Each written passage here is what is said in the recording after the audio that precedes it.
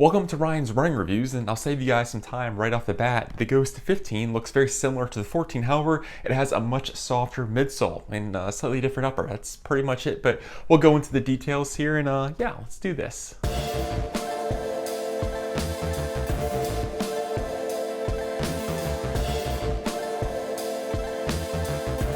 Before we get started, I do want to say that these shoes were provided to me by Roadrunner Sports. However, they didn't have a chance to preview this video, and the file synopsis is my own. I'd also like to say please leave a like on the video and consider subscribing, as it really helps me make these videos. Here we go.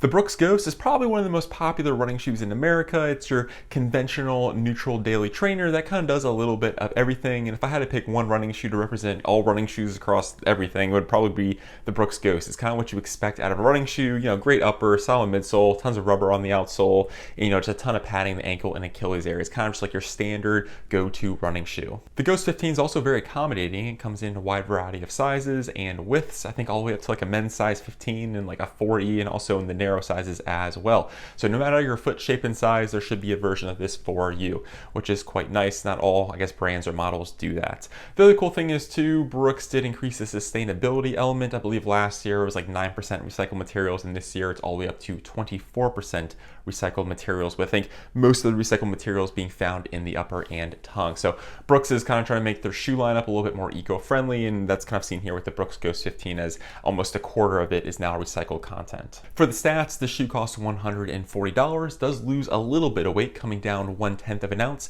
now weighing 9.8 ounces. As far as the stack height, I believe it remains unchanged, with 36 millimeters in the heel, 24 in the forefoot, for that very aggressive 12 millimeter drop from heel to toe. Brooks loves to kind of stick with this 10 to 12 millimeter drop range, and that's no exception here with the Ghost 15. And speaking of the midsole, we'll bring in the Ghost 14 to compare. So this is the 14 and this is the 15. As you can see, they look almost identical. There's some different sculpting there. However, the biggest difference comes with the composition of the DNA Loft V2. So they're both DNA Loft V2, but the version on the 15 is going to be much softer and lighter compared to the predecessor. Now, DNA Loft V2 is a mixture of rubber, air, and some kind of foam compound. And according to Brooks, this is a less dense foam compound, thus making the 15 a softer and lighter experience compared to the 14. Now, if we go to like the Brooks DNA Loft V3, which is over there in the corner on the glycerin, that's a supercritical foam. So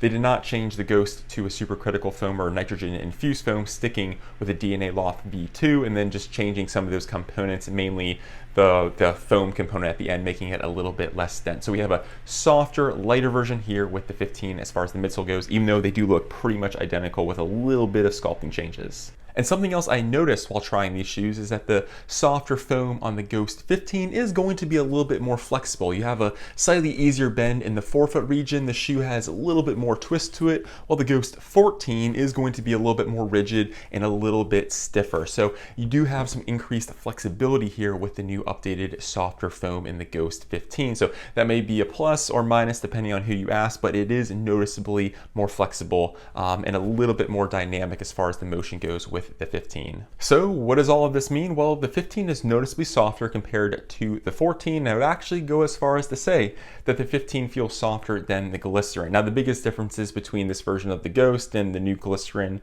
with its nitrogen infused foam is that the Ghost is going to have a more slimmed down package. It's not as bulky. It's going to feel slightly softer, while the glycerin is probably going to be a little bit more durable with that nitrogen infused foam, and it's not as easy to bottom out and has a bit more energy return to it. So that is something to note. Another big kind of comparison between the 14 and the 15 is that the 15 is probably going to be a little bit better for some of those slower days because the midsole is going to be softer, and I think the 14 is going to be slightly snappier with that firmer, stiffer midsole. So it really comes down to your personal preference. I don't think the 15 is really bad at quick tempo days. I would personally just go with like a tempo shoe or a plated option. But for the most part, I will say I think the 14 is a slightly faster option, while the 15 works better at those slower paces just because it's a little bit more flexible and is going to have that softer, much softer midsole. Moving on to the upper, this is where Brooks said they did make some slight tweaks here for an improved fit, and this is where I actually messed up. When I was looking for a Ghost 14 to compare, I grabbed the limited edition, so this has like the knit upper and not the engineered mesh that came standard with most Ghost 14 models. So we'll set this aside for now, but for the most part, I was quite happy with the upper here. It feels like your very standard Brooks Ghost upper. It fit true to size. I thought the breathability was quite nice here. And as far as the tongue goes, it's pretty much identical to the previous version, moderate amount of padding. It's non-gusseted. I wish they would just gusset it. It would make life so much better. Laces are flat, and again, the same as last year. Ankle and Achilles area, same amount of padding, feels very comparable to the previous version, and same thing goes for the heel counter. I was quite happy with the fit. My only real qualm here is that I do wish the tongue was gusseted, but other than that, it feels like a very standard Brooks upper. I really didn't notice any major differences, even though I did have the knit version from the previous version. I wore one shoe on each foot while running for some different things, and I don't know, they felt pretty much the same, and I was quite happy with the overall fit and feel here, and again, fit true to size. Moving to the outsole, we have pretty much the exact same lug pattern. However, Brooks did change the rubber type, or at least it feels like it. It now feels like a gummy-like rubber texture, which hopefully will improve durability. It seems to be holding up quite well, and I was actually quite happy with the grip. I do know last year some people complained about their Ghost having the tread wear quite quickly, so I think Brooks made this rubber change to try to address that, and I've been quite happy with it so far. It's, again, your very traditional Brooks setup. You have that harder rubber in the back for added durability, and it appears they changed the forefoot rubber as well, but